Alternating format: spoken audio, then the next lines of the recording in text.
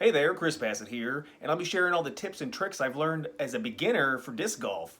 Let's get right into the ultimate guide. Let's go! So probably the biggest and most important tip would be to download the UDisc app. This app shows all the courses in your area. It'll even give you a course layout so you know where hole 1, 2, 3, 4, 5, 6, 7, 8, 9 is at. It has a ton of valuable information, and it's free, so go ahead and sign up for a free account. It does have paid features, but I found the most useful function of the app was to locate disc golf courses near me and then give me a course layout. That way I don't get lost looking for stuff. And then it will need to know your location. That way it can use GPS to locate everything that's nearby. I started playing disc golf because I need more exercise. I'm getting old. So I need to do some more walking. And I thought I'd throw a disc around.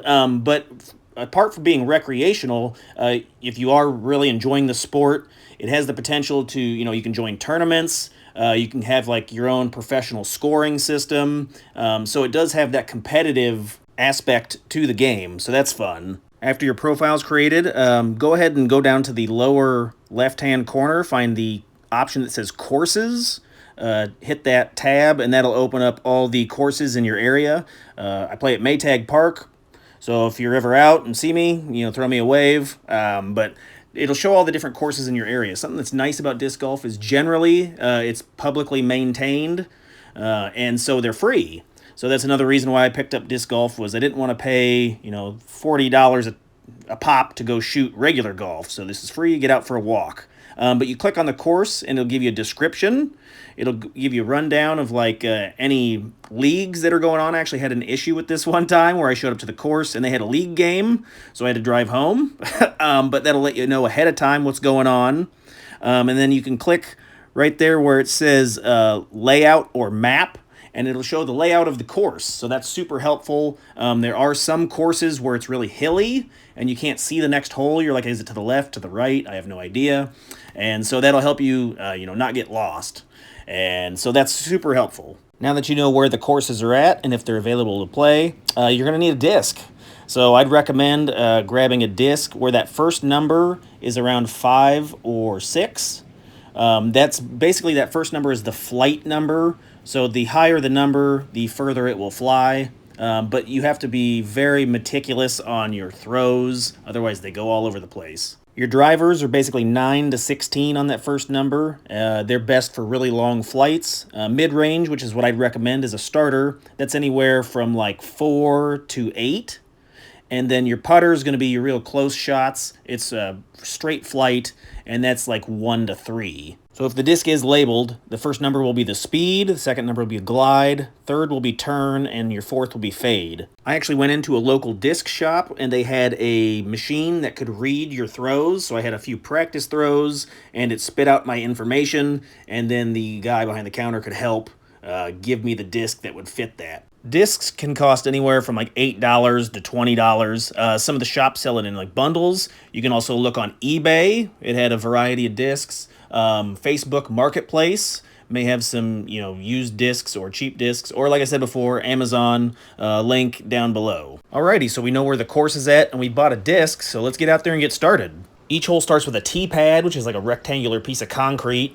Here, it'll give me the hole and the par and the feet. And then it's nice that it has a picture, kind of shows where the basket will be at. You don't want to cross the front of the tee pad when throwing, but there in the distance you can see the basket, so it's a pretty straight shot. As I was saying before, this is a par 3 hole, so that means that it should take at least 3 throws to make it into the basket. And the idea is to get the disc into the basket with as few throws as possible. There's 2 ways to throw a disc, either backhand or forehand. I'll be doing a backhand throw. Backhand generally goes straight, and then it'll finish by curving to the left. Forehand usually goes straight and then curves to the right slightly. I'd recommend getting a brightly colored disc, like pink, orange, or bright green. They can be surprisingly difficult to find if you lose them, especially in tall stuff. But you'll find your disc, go up to your next shot, and we'll be trying to shoot it in there for 2. You can mark your lie, which is where your disc is laying on the ground, to throw. Your next throw must be from behind that spot with 1 foot on or behind the lie. And then I generally consider a putt to be within 10 to 20 feet of the basket. So there we go. I hit a par, which was 3 on this hole. If you get 1 under par, that's called a birdie. 2 under is called an eagle. If you get 1 over, that's a bogey, or 2 over is a double bogey. On the next hole, I'll be doing another backhand throw. This is the most common throw. It's like pulling a frisbee back across your body. With the grip, you want to hold the disc with your thumb on top and fingers tucked under the rim like a power grip. As a stance, you'll want to stand sideways to the target, feet shoulder width apart, and in the motion, you'll pull the disc back across your chest and then snap it forward, releasing it flat. The snapping and the flat are probably the most important critical parts, but you use your hips and shoulders for power, not just your arm. On this next throw, I'll be doing a putt. So you want to hold the disc lightly, like shaking hands with the thumb on top and fingers underneath. Your stance, you'll face the basket with your knees slightly bent. I notice it kind of helps if I push with my legs as I'm kind of flicking. So the motion with the disc, you'll aim towards the basket with a gentle wrist flick, aiming for the chains. Keep your arms straight and avoid twisting your body. On the next hole, I'll be throwing forehand. So you want to hold the disc with your thumb on top and your index and middle fingers pressed against the inside of the rim. Your other fingers can rest lightly on the bottom. This is called a stacked grip and is great for beginners because it gives you control. Also, because I'm right-handed, I'll step forward with my left foot to give a little extra power. Whoops, I threw it into the tree. Luckily, there was a big rock nearby. I managed to knock the disc back out of the tree. Since I'm only playing with 1 disc, that was pretty important. But okay, let's go over forehand throw again. Here's a better look at the grip. I'm showing the stacked grip again. The forehand is all about wrist snap. It's not arm strength. Imagine flicking a towel or skipping a stone. I used to go to like a lake or a pond and skip rocks, and that's what I really attribute that to. One thing you'll want to be mindful of is don't roll your wrist. It'll make the disc wobble or curve the wrong way. So you want to keep everything flat and smooth. Technique with disc golf is like 1,000% everything. So if you're having trouble with a disc, it may not necessarily be the disc's fault, but a imperfection in your form. Oh man, oh god, that's a bad throw. Oh my god. Remember, repetitions are key to success. Throw the disc 10,000 times, you'll be a master. One other thing I'd like to mention is some of the etiquette on the course. If you do find a disc out there and about, or your own disc, look on the bottom side for phone numbers or names. Before you just pick a disc up and walk off with it, see if it has some identifying information on it. You can find the owner and return it. Also, it'd be a good idea if you write your phone number on the back of your discs. In this next shot, I'm demonstrating an overhand putt. This is really good for close range. If you just want to throw the disc almost like you're holding a tray, and this is good for like between 10 and 20 foot putts, but there you go, throw it overhand and just goes right in. So there's a few other talking points I'd like to talk about.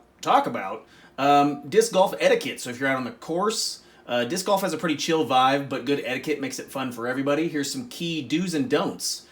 Do let a faster group play through if you're taking longer. I've been in groups where we had like 7 or 8 people, and obviously we're playing slower.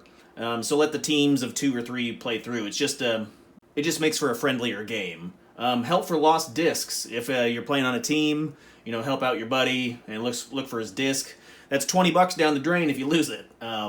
It's also good to stay quiet while others are throwing. So everyone hold your language while the person is concentrating on their throw. You don't want to throw out of turn. Typically, the player furthest from the basket throws first. They're called the away player. It says litter, keep courses clean. Some courses have baskets. If there's people eating or drinking, make sure you throw it away. Keep the park nice and clean. And then try to not get frustrated, which is incredibly difficult. Everybody was a beginner, so laugh off those bad throws. Be respectful, makes the course a better to play with everybody. Some other tips to improve as a beginner. Practice putting. Set up a basket at home and practice on the course. Aim for 50 putts a day. Work on your form. So this would be your 2 biggest takeaways if you want to get better. You just got to practice. Put in the reps. And then really work on your form. I've been having issues with my throws hooking because I'm not throwing completely flat. So it's one thing I got to work on. You want to play with better players. You have some buddies that are good at the game. You can learn from them. They'll give you tips and pointers. Learn the disc flight. So this is why I'd recommend starting off with 1 disc. There's other guides on YouTube that recommend 3. They say get a putter, a mid-range, and a driver. I've just been using my mid-range for everything. I'd like to master that 1 disc, its flight path, how everything works, and then I can adjust my throw or dial in my throws to hit those birdies or eagles. But the biggest thing to do is have fun. Don't stress about the scores. Focus on enjoying the game and the outdoors. So there you go. Oh, and some of the common beginner mistakes you want to avoid. Don't throw it too hard. Form is a lot. If you try to muscle it, if you try to power it, I noticed the disc will like wobble in the air. So you want to focus on form. You don't need a bunch of discs to start off. Like, I didn't even know if I would like disc golf, so I just bought one disc. I'm not going to buy 20 discs in a bag and a this and a that. But another thing to keep in mind is, you want to judge the weather. Like, wind affects the disc flight. I've seen my disc like catch a breeze and fly 50 feet the direction I didn't throw it. So windy conditions are something to keep in mind. If you are looking for some other stuff to help with the game, footwear.